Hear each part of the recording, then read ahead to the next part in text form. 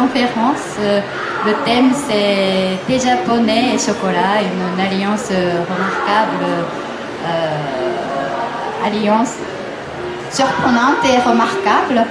Donc, bon, je commence par, désolée, je commence par ma présentation. Je m'appelle Maki Maruyama, je suis la directrice de la maison de thé japonais Jugetsudo. Et puis, aujourd'hui, on va parler de thé vert japonais et le chocolat. Donc, le côté chocolat, c'est le fameux chocolatier de Hugo et Victor, de Hugues Peugeot, qui va présenter sur le chocolat. Et puis, on a fait, grâce à Hugues, on a pu avoir un chocolat magnifique, de chocolat au caramel, au matcha, donc, que vous allez déguster tout à l'heure. Je passe Hugues. Bonjour. Je suis Pouget, le pâtissier, un des cofondateurs du Hugo et Victor. Avec Maki, on se connaît depuis un an et demi. Et Maki m'a demandé si c'était possible de travailler l'été dans mon travail. Et en fait, on a mis au point un chocolat avec du thé vert matcha. Et en fait, le support qu'on a utilisé pour mettre en avant le thé, c'est du caramel. Donc, vous aurez l'occasion, en fin de conférence, de déguster un petit peu de thé avec ce chocolat. Bon. Alors, donc là, Hugues, tu peux parler un peu de tes boutiques. Nous avons deux boutiques à Paris. On a ouvert la première boutique au 40 boulevard Raspail le 25 février 2010. Et le 3 décembre de la même année, nous ouvrions une boutique place du marché Saint-Honoré, rue Gomboust. Donc notre travail, c'est vraiment autour de la pâtisserie et du chocolat. Et le cœur de notre travail, c'est vraiment de suivre les saisons et le marché. Donc on fait vraiment une pâtisserie de marché. Dès qu'un fruit arrive sur nos étals, on le décline sous plusieurs formes de pâtisserie, de chocolat. Nous faisons des accords avec des vins. Donc ça, c'est pour la partie pâtissière. Et évidemment, on fait des chocolats, des macarons, on fait tout l'univers du sucré, du croissant, en passant par la tablette de chocolat et les macarons, bien évidemment. Donc voilà, on a ouvert cette boutique il y a 1 an et demi.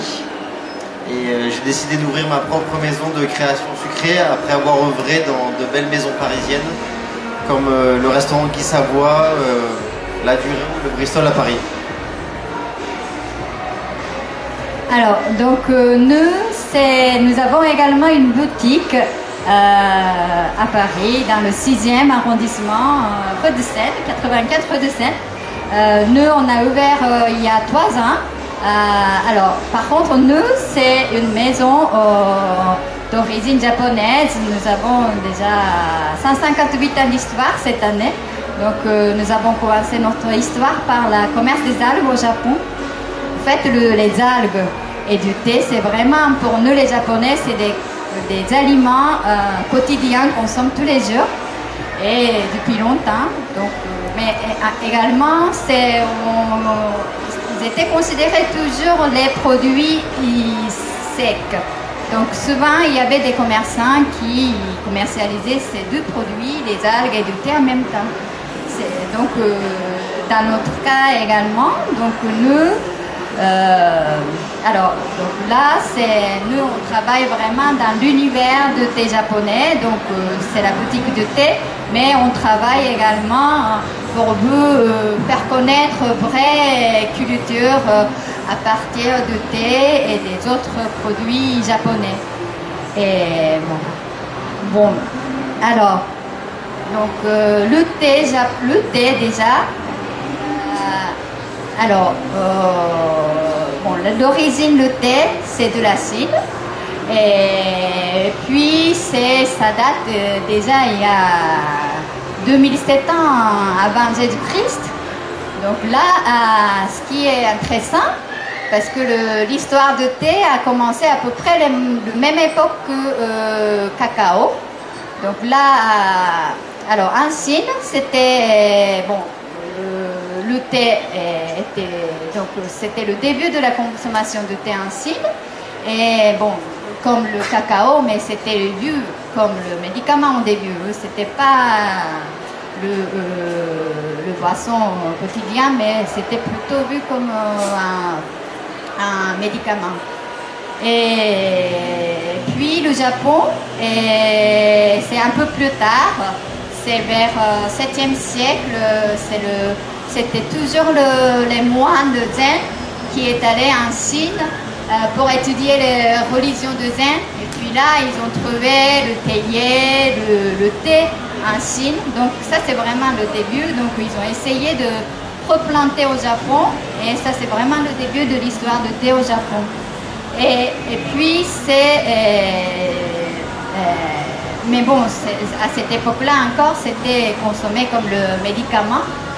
Et uniquement, c'était 12e, 13e siècle qu'on a commencé à voir le vrai thé boire. Mais ce qui est intéressant, c'était pas le thé infusé qu'on a commencé tout d'abord à consommer au Japon.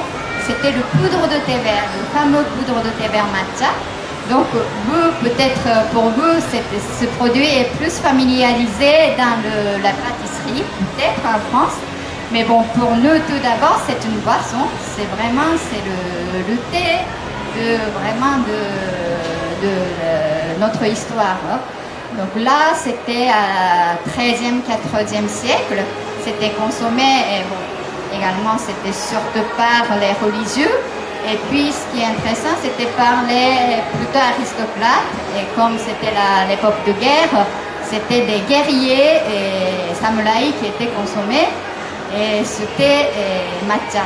Et puis, comme vous savez bien, le matcha, c'est utilisé surtout dans le cérémonie de thé.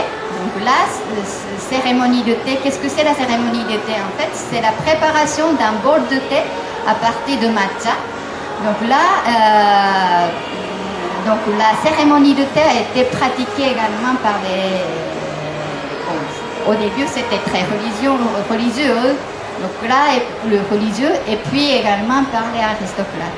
Mais ce qui est intéressant, c'est ce que j'ai lu dans l'histoire de cacao, c'était à peu près la même chose, parce que je crois que ce qui est intéressant un petit peu dans l'analogie des deux produits, c'est que le cacao est apparu à peu près à la même période que le thé.